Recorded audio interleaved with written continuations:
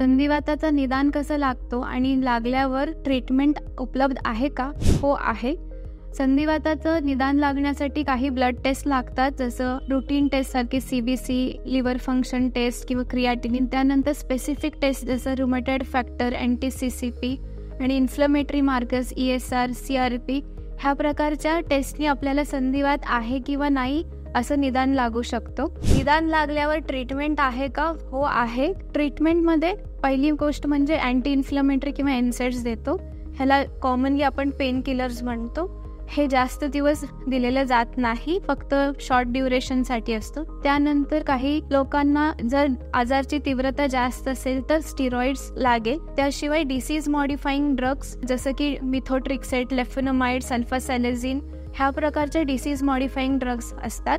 आणि in case ह्या disease मॉडिफाईंग drugs किंवा स्टिरॉइडला योग्य प्रकार रिझल्ट नाही आलं तर त्याच्यापेक्षा पुढचे ट्रीटमेंट म्हणजे जॅक इनिबिटर्स किंवा बायोलॉजिक्स, रिटुक्सिमॅब वगैरे उपलब्ध आहे.